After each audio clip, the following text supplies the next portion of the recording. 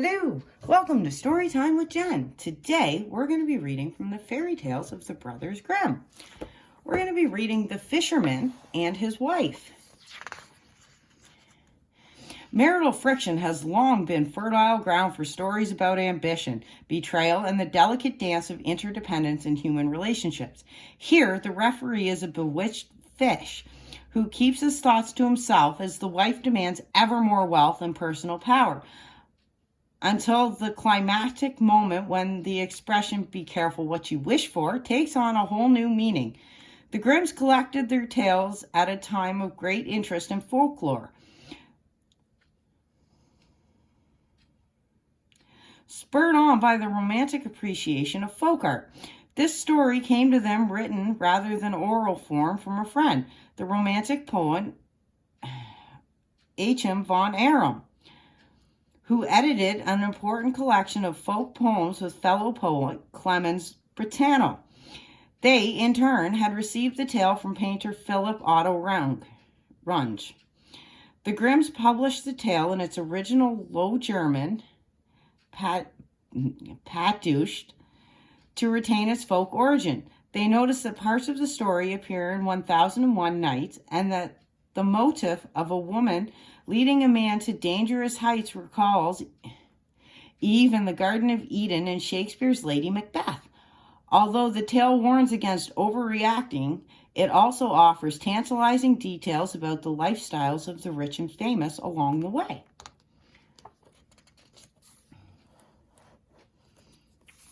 Once upon a time, there was a fisherman who lived with his wife in a filthy hovel near the sea, where the fisherman went every day to fish. And he fished and he fished.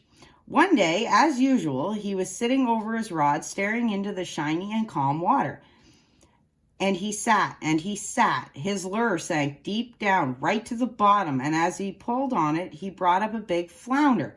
And the fish said to him, "Listen to me, fisherman. I ask that you spare me. I am not a real flounder, but a bewitched prince.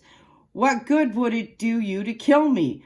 I wouldn't taste any good at all. Just put me back in the water and let me swim away." "Well," said the man, "spare me your many words. A flounder that can speak is a flounder I should let live." With that, he dropped the fish into the shiny water, and it swam back down to the bottom, leaving a long trail of blood behind it.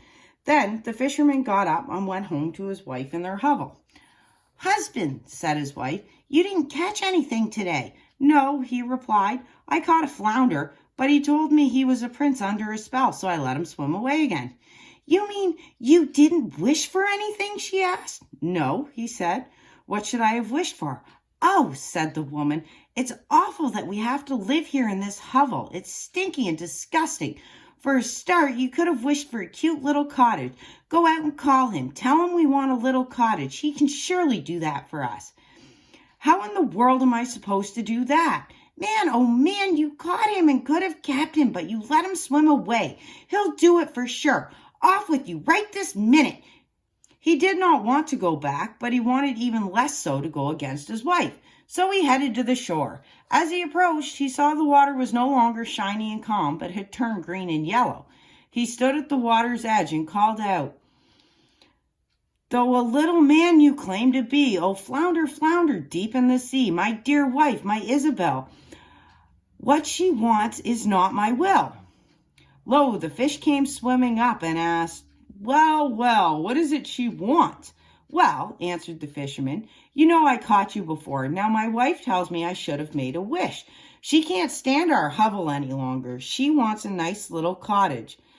"Go back home," said the fish. "She has it already." So the fisherman went home and found his wife was no longer cooped up inside the hovel. In its place was a little cottage, and she was sitting in front of it on a bench. She took him by the hand and said, "Come, have a look. This is so much better now."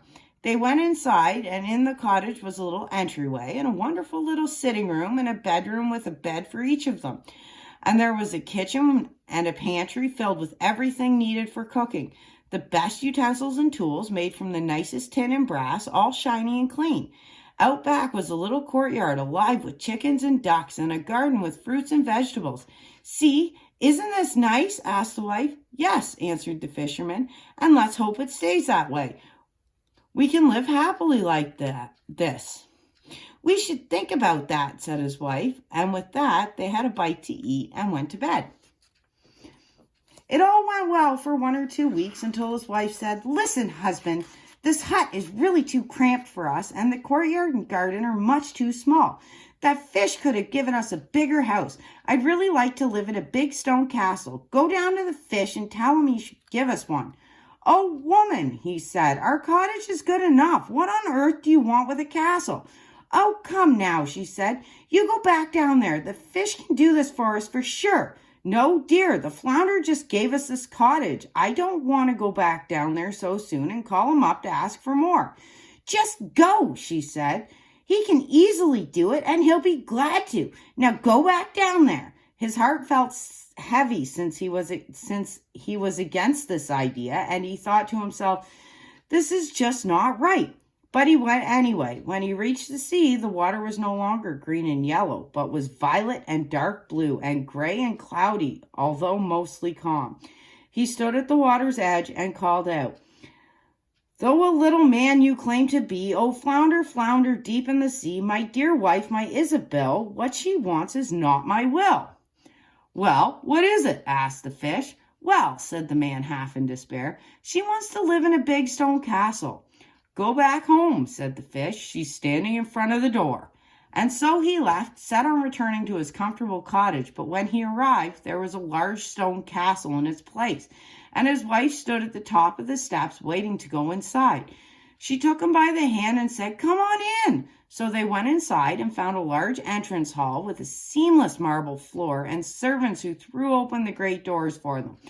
All the walls were bright and hung with splendid tapestries, and inside the rooms were golden tables and chairs and crystal chandeliers hanging from the ceiling. Carpets adorned the floors, and tables sagged under the weight of ample food and the finest wines. And behind the castle was a large courtyard with horse stables, the very best carriages and stalls for the cattle.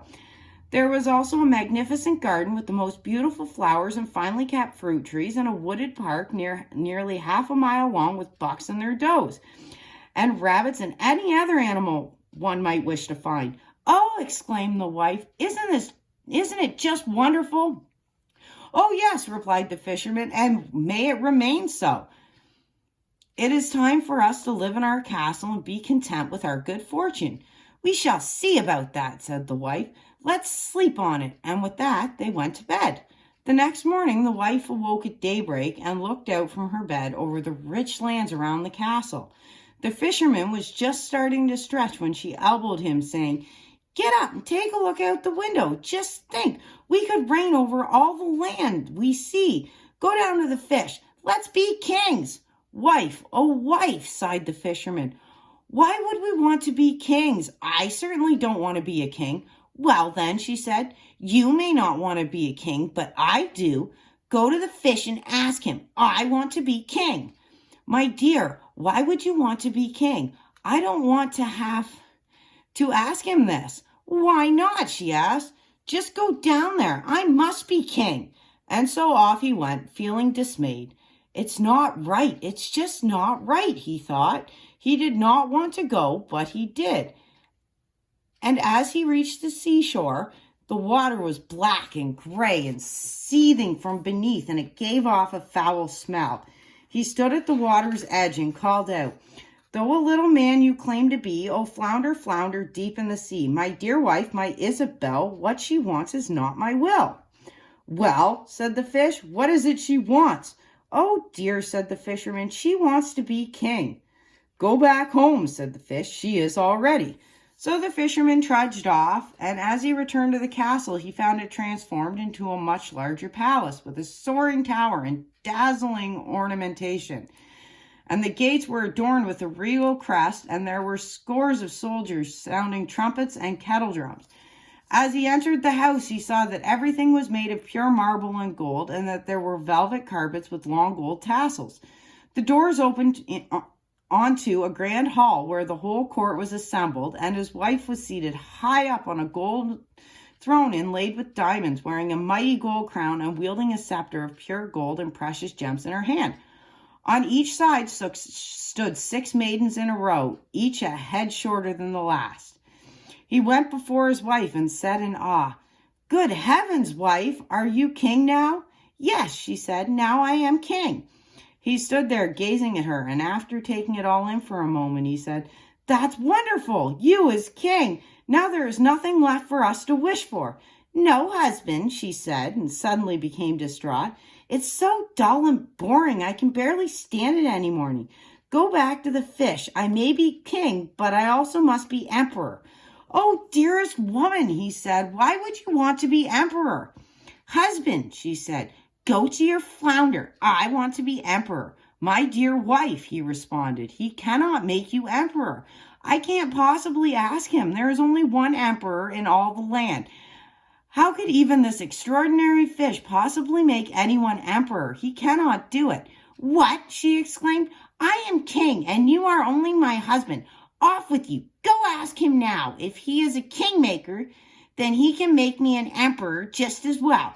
And I want to be emperor. Go there now."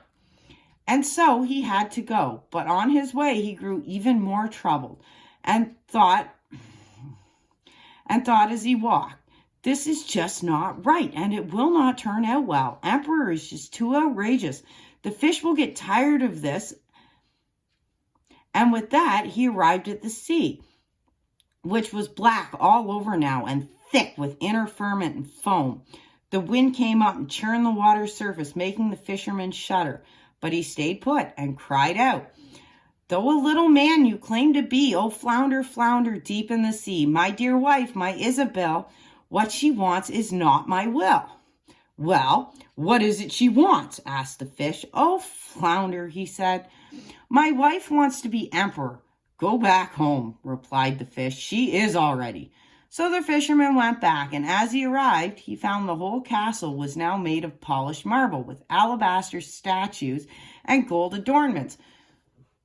Soldiers marched in front of the gate, blowing trumpets and striking kettle drums and snare drums. Inside, the barons and counts and dukes kept busy in the great halls like servants. Now it was they who opened the doors for him, doors of solid gold. As he entered, he saw his wife seated on a towering throne 2 miles high, made from a single piece of gold. She wore an imposing gold crown, 3 cubits tall, encrusted with brilliant cut diamonds and rubies. In one hand she held a scepter, and in the other the imperial orb. At her side stood her attendants in 2 ranks according to height, from the mightiest giant standing 2 miles high down to the tiniest dwarf no bigger than my pinky finger. Assembled before her were also many princes and dukes. The fisherman slipped through them and called up, "So, wife, are you emperor?" "Yes," she said, "I am emperor." He drew closer and looked at her, and after a moment of taking in her splendor, he said, "Well, what a great thing that you are emperor." "My dear," she interrupted, "why are you standing there? I am emperor, and it is time for me to be pope too." "Off to the fish!" "Heavens, wife," he stammered, "is there nothing you don't want? You can't be pope. There is only one holy father in all of Christendom. That's not the fish's business." "Man, oh man," she steamed, "I want to be pope. Go there now. I must be pope before the day is out." "No, I just can't ask him," he said. "This will not end well. It is much too bold. Not even the fish can make someone pope." "What nonsense," she said. "If he can make me emperor, he will make me pope. Go there instantly. I am the emperor, and you are but my husband. Are you afraid of your little flounder now?" With that, he realized just how afraid he was, but still he went. He felt queasy, his limbs trembled and shook, and he was weak in the knees and wobbly in his calves. The wind ripped over the land, and the clouds rolled in, and the sky darkened as night fell. The leaves tore loose from the trees, and the ocean heaved and roared as if it were boiling and pounded against the beach. On the horizon, the fishermen saw ships firing their guns in distress as they danced and bounced up and down in the waves. A tiny spot of blue remained at the peak of the sky, threatened by the terrible storm around it. He stood at the shore, disheartened and afraid, and cried out, Though a little man you claim to be, oh, flounder, flounder, deep in the sea. My dear wife, my Isabel, what she wants is not my will. Well, what is it she wants? Asked the fish. Oh my, the fisherman answered, she wants to be Pope. Go back home. She already is. He returned home, and by the time he arrived, their home was now a great cathedral surrounded by many palaces. He had to force his way through throngs of people to get nearer. Inside, there were thousands upon thousands of candles, and his wife was clothed in all gold and sat upon a still higher throne. She wore the triple crown of gold and was surrounded by statesmen of the church, and on both sides of rows of lights, the largest of which was as tall and as wide as the biggest tower, on down to the smallest kitchen candles. And all the emperors and kings of the world were on their knees before her and kissed her feet. Dear wife, the man said, staring at her in wonderment, are you now Pope? Yes, she answered, I am Pope. He stood before her and took a long look, and it was as if he was looking into the bright sun. After a moment, he said, oh, my dear, it's magnificent that you are Pope. But she sat there as stiff as a board and did not move. Be content, woman, now that you are Pope. There is nothing more to wish for, nothing more to become. I shall see about that, she said, and with that they both retired to bed.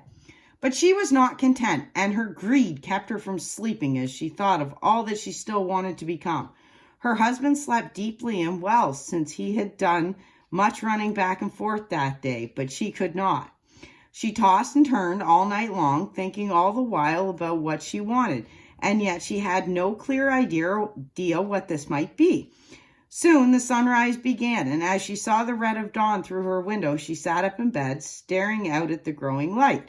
As she watched the sun break over the horizon, she thought, ha! Why couldn't I command the sun and the moon to rise? She nudged her husband in the ribs and said, husband, wake up and go to the fish. I want to be just like God. The poor fisherman was still half asleep. But at that, he was so startled that he fell straight out of bed. He thought he had misheard her and rubbed his eyes. What did you say, dear? Husband, she said, if I don't have the power to make the sun and moon rise and have to sit and watch as they move each day, I simply won't be able to stand it. I'll never have a peaceful hour again if I cannot command them to rise myself. She gave him such a frightening look that he felt a chill down his spine.